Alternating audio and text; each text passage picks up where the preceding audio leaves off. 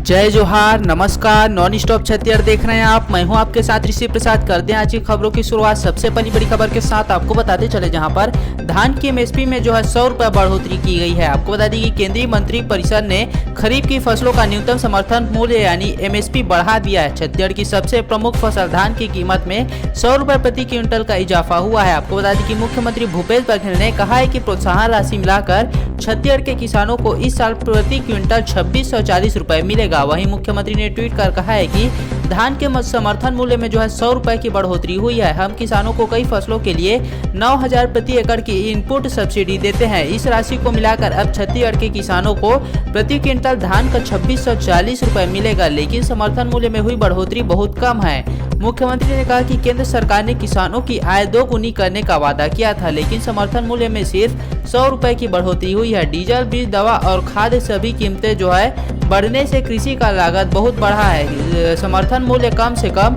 200 रुपये बढ़ना चाहिए। आपको बता दें कि छत्तीसगढ़ में मुख्य सरकार न्यूनतम समर्थन मूल्य के अलावा 9000 रुपये प्रति एकड़ की इनपुट सब्सिडी देती है। इससे किसानों को जो है पिछले साल प्रति क्विंटल 2540 रुपये धान का दाम मिला था। इससे पहले प्रधानमंत्री नरेंद्र मोदी की अध्यक्षता में हुई केंद्रीय मंत्रिपरिषद की बैठक में खरीफ फसलों का न्यूनतम समर्थन मूल्य बढ़ाने का फैसला किया गया था।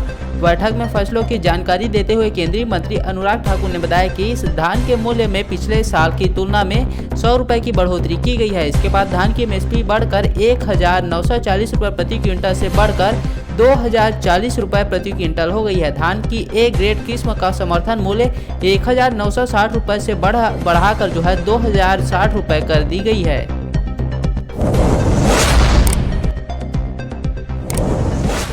वहीं अब इटली में जो है छत्तीसगढ़ का गुलाल से जो है होली खेलने की तैयारी चल रही है। आपको बता दें कि छत्तीसगढ़ के मुख्यमंत्री भूपेश बघेल बुधवार को दुर्ग जिले के पाटन तहसील के प्रवास पर पहुंचे हुए थे। सबसे पहले वो सांकरा में संचालित रूरल इंडस्ट्रियल पार्क गए थे। इस पार्क का उन्होंने जो है निरीक्षण किया। इस दौरान उन्होंने यहाँ फूलों से बनाए जा रहे गुलाल व अन्य प्रोडक्ट को देखा। मुख्यमंत्री ने कहा कि सांकरा ग्राम संगठन की दीदियां आज अपना प्रोडक्ट विदेशों में एक्सपोर्ट करके जो है मुनाफा कमा रही है। यहाँ की दीदियों ने जो है 34 लाख रुपए के गुलाल का कंसाइनमेंट इटली एक्सपोर्ट किया है। मुख्यमंत्री ने हरी झंडी दिखाकर इस कंसाइनमेंट को जो है रवाना किया और अच्छे कार्य के लिए ग्राम संगठन की महिलाओं को जो है शाबाशी दी है। आपको बता दी कि सांकरा में हो रहे कार्यों के संबंध में जानकारी देते हुए जिला पंचायत सीईओ अश्वनी देवांगन ने बताया है कि इस कंसाइनमेंट से लगभग 1.5 लाख रुपए का लाभांश स्व सहायता समूह की 58 महिलाओं को मिला है। उन्हें हर दिन 200 रुपए का मानदेय मिल रहा है। इसके अलावा उन्हें गुलाल के पैकेट तैयार करने के प्रति पैकेट 70 पैसे का लाभांश दिया जा रहा है। आज इटली के लिए लगभग 1,80,000 पैकेट गुलाल भेजा गया है। यहाँ जिले के मंदिरों में आने वाले फूलों को इकट्ठा कर इनसे गुलाल बनाने की कार्य किया जाता है। सांकरा में इनकी मेजर यूनिट है। इसके साथ ही नंदोरी, सेलूत, कोनारी, मोहलाई आदि में भी महिलाएं यह कार्य कर रही हैं। अब छत्तीसगढ़ का गुलाल इटली में जो है अपनी खुशबू बिखेरेगा। इसके अलावा कई महीनों से हसदेव अरण्य को बचाने के लिए संघर्ष कर रहे आदिवासियों के लिए प्रदेश की राजनीति अब मुखर हुई है। मुख्यमंत्री भूपेश बघेल ने कल कहा कि टीएस सिंहदेव नहीं चाहते तो वहां पेड़ क्या एक डगाल भी जो है नहीं कटेगी। अब स्वास्थ्य मंत्री टीएस सिंहदेव ने कहा है कि सवाल उनके चाहने का नहीं है, ग्रामीणों के संवैधानिक हित का है। पंचायत, ग्रामीण विकास और स्वास्थ्य मंत्री टीएस सिंहदेव ने बुधवार को सोशल मीडिया पर लिखा कि भूपेश भाई को हसदेव आंदोलन पर बयान के लिए आभार। लगभग 100 दिन से लगातार आंदोलनरत ग्रामीणों की बात पर उन्होंने उनके पक्ष में सहमति व्यक्त की है। प्रश्न आंदोलन कर रहे ग्रामीण जनों के व्यापक एवं संवैधानिक हित का है और उनके साथ खड़े होने पर भूपेश भाई को जो है पुनः धन्यवाद। आपको बता दें कि इससे पहले मंत्री टीएस सिंहदेव ने कहा था कि सवाल उनके चाहने या न चाहने का नहीं है। वे व्यक्तिगत रूप से चाहे तो वहाँ पेड़ न कटे और जिनकी जमीन जा रही है वे अगर चाहते हैं कि वहां खदान खोले तो उनकी बात सुनी जानी चाहिए। सिंहदेव सोमवार को हसदेव अरण्य क्षेत्र के खदान प्रभावित गांव हरिहरपुर पहुंचे हुए थे। वहां कई गांवों के लिए जो है लोग खदानों के विरोध में धरना दे रहे हैं। सिंहदेव ने ग्रामीणों के आंदोलन से एकजुटता दिखाई है। कहा है कि अगर गाँव के लोग एक राय रहे तो उनकी जमीन कोई नहीं छीन सकता। सिंहदेव ने यह भी कहा कि कोयले के लिए इतने समृद्ध जंगलों का विनाश नहीं होना चाहिए। वहीं मिड डे मील खाकर जो है 11 आदिवासी बच्चे जो है बीमार हो गए हैं। आपको बता दें कि छत्तीसगढ़ के बिलासपुर के बाद अब जसपुर में 11 आदिवासी बच्चे फूड पॉइजनिंग का शिकार हो गए हैं। देर रात उल्टी दस्त के चलते कई बच्चे बेहोश हो गए। इसके बाद सभी बच्चों को बगीचा अस्पताल के भर में भर्ती कराया गया है। फिलहाल सभी की हालत खतरे से बाहर है। परिजनों का आरोप है कि आंगनबाड़ी केंद्र से मिले मिड डे मील का खाना खाने से बीमार हुए हैं। वहीं अफसर सामाजिक समारोह में दूषित मिठाई खाने की बात कर रहे हैं। दरअसल बगीचा विकास खंड के ग्राम पंचायत ढूंढर अम्बा के आश्रित गांव नवापारा में मंगलवार दोपहर से ही 11 पहाड़ी कोरवा बच्चों को तबीयत बिगड़ने लगी है। सभी बच्चे उल्टी दस्त करने लगे और बेहोश की हालत में आ गए हैं। इस पर स्थानीय जनप्रतिनिधियों ने मामले की जानकारी कलेक्टर रितेश अग्रवाल को दी है। इसके बाद कलेक्टर ने निर्देश पर रात में ही एसडीएम, तहसीलदार, सीईओ और बीएमओ को साथ मेडिकल टीम पहुंच गई है। वही परिजनों का आरोप है कि सभी बच्चों ने दिन में आंगनबाड़ी केंद्र से मिलने वाला रेडी टू ईट भोजन खाया था। इसके बाद से ही उनकी तबीयत बिगड़ी है। वहीं दूसरी ओर जनपद पंचायत सीईओ ने विनोद सिंह का कहना है कि गांव में सामाजिक समारोह चल रहा था। उसी समारोह में दी गई दूषित मिठाई से बच्चों की तबीयत बिगड़ी है। फिलहाल मामले की जांच कर रहे हैं। मिठाई कहां से आई थी इसका पता भी लगा रहे हैं। दुकान से सैंपल लेकर जाँच के लिए भेजेंगे। छत्तीसगढ़ में इस साल भी धान की बुआई शुरू होने से पहले रोका छेका शुरू हो गया। यहाँ गांव के एक पारंपरिक व्यवस्था रही है जिसमें ग्रामीण धान को चराई से बचाने के लिए मवेशियों को घर में बांधने पर जोर देते थे। सरकार ने सभी जिला कलेक्टरों और जिला पंचायतों के मुख्य कार्यपालन अधिकारियों से कहा है कि वे 20 जून तक गाँव में बैठक कर व्यवस्था ठीक कर लें। कृषि उत्पादन आयुक्त डॉक्टर कमलप्रीत सिंह ने प्रदेश के सभी कलेक्टरों को जिला पंचायतों के मुख्य कार्यपालन अधिकारियों को इसके लिए व्यापक निर्देश भेजे हैं। कहा गया है कि 20 जून तक ग्राम पंचायत स्तर पर व्यवस्था कर ले। इसमें छत्तीसगढ़ की रोका छेका प्रथा के अनुरूप गौठानों में पशुओं के प्रबंधन व रख रखाव की उचित व्यवस्था करने, पशुपालकों और किसानों को अपने पशुओं को घरों में बांध कर रखने के लिए प्रोत्साहित करने के साथ गाँव में पहाड़िया यानी चरवाहा की व्यवस्था करना भी शामिल है। कहा गया है कि रोका छेका प्रथा अंतर्गत गौठानों में पशुओं के प्रबंधन व रख रखाव की उचित व्यवस्था हेतु गौठान प्रबंधन समिति की बैठक आयोजित की जाए। ऐसे गौठान जो सक्रिय नहीं दिख रहे हैं वहां आवश्यकता अनुसार जिले के प्रभारी मंत्री के अनुमोदन से समिति में संशोधन कर सदस्यों की सक्रिय भागीदारी सुनिश्चित की जाए।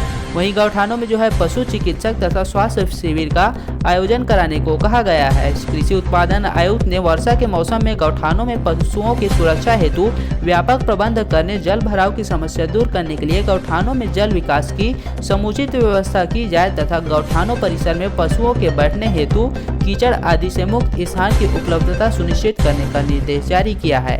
सरकारी तौर पर रोका छेका का यह लगातार दूसरा वर्ष होगा। पिछले साल भी सरकार ने इस तरह से रोका छेका की व्यवस्था की थी। वहीं छत्तीसगढ़ में सामाजिक आर्थिक सर्वे जुलाई से शुरू होने की तैयारी कर रही है। आपको बता दें कि छत्तीसगढ़ में सामाजिक आर्थिक सर्वे जुलाई से शुरू हो रहा है। यह अगले जून तक चलेगा। इसमें केंद्रीय सांख्यिकी एवं कार्यक्रम कार्यान्वयन मंत्रालय की टीमें गांवों और शहरों में घर घर पहुंचेंगी। इस बार ये टीमें हाईटेक तरीके से मैदान में उतरने वाली है। वे लोगों से जानेंगी कि उनका सामाजिक व माली स्तर कैसा है। इस बार इस विषय पर फोकस किया जाएगा कि कितने लोगों के पास अपने मकान है या वे आवास विहीन है। इसके अलावा आयुष योजना का फायदा कितने लोग उठा रहे हैं इसकी भी जानकारी ली जाएगी। आपको बता दें कि सरकार ने 19वें सर्वे के 17 इंडिकेटर्स को तय किए हैं। इनके आधार पर ही सर्वे होगा। आपको बता दें कि रिपोर्ट या डेटा कलेक्शन में कमियां सामने आएंगी उसे 2030 तक दूर करने का टारगेट तय किया गया है। जो प्लान या काम पहले से अमल हो रहे हैं उनको और कितनी गति देने की जरूरत है या उनमें शेड्यूल के अनुसार कितना काम बचा है अथवा नई चीजें जोड़नी है, इसका भी रिपोर्ट में जिक्र किया जाएगा। वहीं अफसरों के अनुसार दरअसल यूनाइटेड नेशंस ने जो कि इंडिकेटर्स तय किए हैं उनमें देश या प्रदेश कहां खड़ा है इसकी जानकारी सर्वे में सामने आएगी। इसमें लोगों की आय, मूलभूत जरूरतें जैसे पानी, बिजली, आवास, भोजन, शौचालय आदि शामिल है। विशेषज्ञों के अनुसार यदि हम इनकी इंडिकेटर्स को पूरा नहीं करने तो यह समझ जाएगा कि हमारे लोग हेल्दी लाइफ नहीं जी रहे हैं। इसके पहले 78वें राउंड का सर्वे हुआ था। यह कोरोना की वजह से बीच में रोकना पड़ा था। इसकी रिपोर्ट अभी नहीं आई है। यह सर्वे डोमेस्टिक टूरिज्म को केंद्रित था।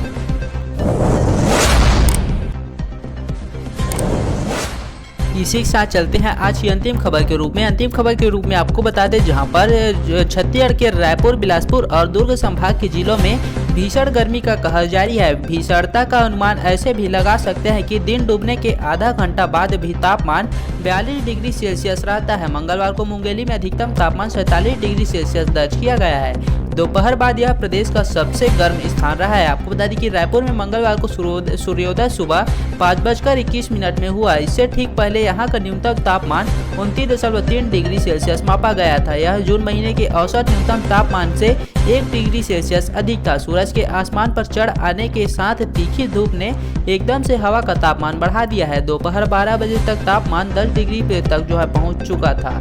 तापमान 40 डिग्री सेल्सियस तक पहुंच गया। दोपहर बाद 2:30 बजे से लेकर 3 बजे के बीच गर्मी अपने अधिकतम स्तर पर पहुंच गई। मौसम विभाग ने रायपुर का अधिकतम तापमान 45.1 डिग्री सेल्सियस दर्ज किया है। वहीं मंगलवार को शाम से 6:44 में सूर्यास्त हुआ है। तब तक तापमान 42 डिग्री सेल्सियस था। शाम को 7 बजे इसे 40 डिग्री सेल्सियस दर्ज किया गया है। रात के 12 बजे का तापमान 33 डिग्री सेल्सियस मापा गया है। वहीं सुबह 5 बजे तक मौसम 30.5 डिग्री सेल्सियस तक ही ठंडा हो पाया है। इस तरह सुबह 5 बजे के प्रस्थान बिंदु से दोपहर 3 बजे तक के बीच मौसम 15 डिग्री सेल्सियस तक गर्म हो जा रहा है। दोपहर में तापमान सामान्य से 5 डिग्री सेल्सियस से अधिक बढ़ गई तो करीब 5 से 6 किलोमीटर प्रति घंटा की रफ्तार से चल रही हवा भी मुसीबत बढ़ा गई है। गर्म हवा के थपेड़े ने खुले में चल रहे अथवा काम कर रहे लोगों की मुश्किलें बढ़ा दी है। तो आज की खबर के सिलसिले को यहीं पर विराम करते हैं और मिलते हैं अगले वीडियो के साथ। अगर आपको यह वीडियो अच्छा लगा तो वीडियो को लाइक करें, कमेंट करें तथा शेयर करना बिल्कुल ना भूलें। साथ ही चैनल को सब्सक्राइब कर बेल आइकन के बटन को प्रेस कर ऑल नोटिफिकेशन को ऑन कर लीजिए ताकि इस तरह के रोजाना प्रादेशिक समाचार को हम सबसे पहले आप तक पहुँचाते रहे। और साथ ही आप इस वीडियो को कौन से जिले से देख रहे हैं कमेंट बॉक्स पर बताना बिल्कुल ना भूलें। मिलते हैं अगले वीडियो के साथ, तब तक बने रहिए नॉन स्टॉप छत्तीसगढ़ पर।